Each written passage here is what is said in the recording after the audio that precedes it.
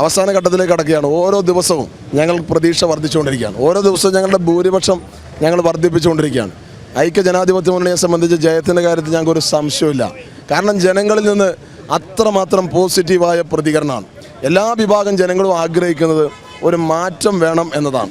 മാറ്റമെന്ന് പറഞ്ഞാൽ 15 വർഷക്കാലത്തെ ഇടതുപക്ഷത്തിൻ്റെ പിടിയിൽ നിന്നൊരു മോചനമാണ് തവനൂരിലെ ജനത ആഗ്രഹിക്കുന്നത്. കഴിഞ്ഞ പഞ്ചായത്ത് തിരഞ്ഞെടുപ്പിൽ അവരത് തെളിയിച്ചതാണ്, അത് രേഖപ്പെടുത്തിയതാണ്. അതേ ട്രെൻഡ്, അതേ ആവേശം, അതേ ഉന്മേഷം, അതേ ഉത്സാഹം ജനങ്ങൾക്കുണ്ട്. ഒരു മാറ്റം വേണമെന്ന വലിയ അദമ്യമായ ആഗ്രഹം തവനൂരിലെ ജനങ്ങൾക്കുണ്ട്.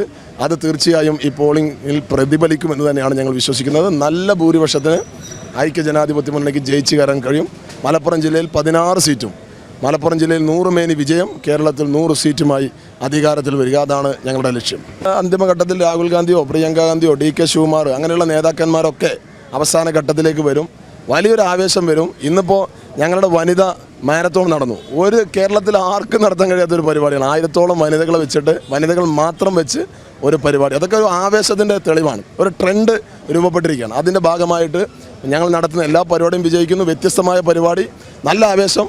വനിതാ മാരത്തോൺ വളരെ വിജയകരമായി കേരളത്തിൽ തന്നെ ശ്രദ്ധിക്കുന്ന ഒരു പരിപാടിയായി മാറി. സ്ത്രീകൾ, ഉമ്മമാർ, സഹോദരിമാർ, കുടിവെള്ള പ്രശ്നം വലിയ പ്രശ്നമാണ്. അപ്പോൾ സഹോദരിമാരും സ്ത്രീകളൊക്കെ ഒരു മാറ്റം ആഗ്രഹിക്കുന്നുണ്ട്. കുട്ടികൾ ഒരു മാറ്റം ആഗ്രഹിക്കുന്നുണ്ട്. സ്റ്റേഡിയമില്ല, കളിക്കളങ്ങളില്ല, ഒരു പോലീസ് സ്റ്റേഷനില്ല, മിനി സിവിൽ സ്റ്റേഷനില്ല, നമുക്ക് തീരദേശത്ത് ഒരു ഫിഷ് ലാൻഡിംഗ് സംവിധാനമില്ല, എടപ്പാളിൽ ഒരു ബസ് സ്റ്റാൻഡ് പോലും ഇല്ല. അപ്പോൾ ഇല്ലായ്മകളാണ്, എല്ലായിടത്തും പോരായ്മകളാണ്. എന്താണ് നേട്ടമെന്ന് ചോദിച്ചാൽ ഒരു നേട്ടമില്ല. കോലളമ്പിൽ പാലം പണി 9 കൊല്ലമായി മുടങ്ങിക്കിടക്കുകയാണ്. എല്ലായിടത്തും തകർന്നു കിടക്കുന്ന റോഡുകളാണ്, കാട് മൂടിക്കിടക്കുന്ന പാർക്കുകളാണ്. ഈ മണ്ഡലത്തിൻ്റെ അവസ്ഥയ്ക്ക് ഒരു മാറ്റം വരണമെന്ന് എല്ലാവരും ആഗ്രഹിക്കുകയാണ്. എന്ന് മാത്രമല്ല, MLA തന്നെ പറഞ്ഞു ആരോടും പ്രതിബദ്ധതയില്ല.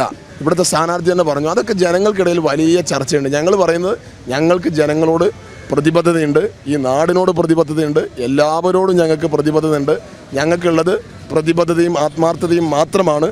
ജനങ്ങൾക്കും ഞങ്ങളോട് പ്രതിബദ്ധതയുണ്ട്. അത് പോളിംഗിൽ തെളിയിക്കപ്പെടും. 15 വർഷമായി ഒരു മാറ്റവും. തവനൂർ മറ്റ് മണ്ഡലങ്ങളൊക്കെ വികസന രംഗത്ത് കുതിച്ചുകൊണ്ടിരിക്കുമ്പോൾ രാഷ്ട്രീയത്തിനതീതമായി ജനങ്ങൾ വികസനത്തെക്കുറിച്ചും മാറ്റത്തെക്കുറിച്ചും ചിന്തിക്കേണ്ടുന്ന ഒരു സന്ദർഭമാണ്. ഭാവി തലമുറയെക്കുറിച്ച് ചിന്തിക്കേണ്ട ഒരു കാര്യം. ഞങ്ങൾ രാഷ്ട്രീയത്തിന് അതീതമായി അത്തരം കാര്യങ്ങൾക്കാണ് പ്രാമുഖ്യം കൊടുക്കുന്നത്.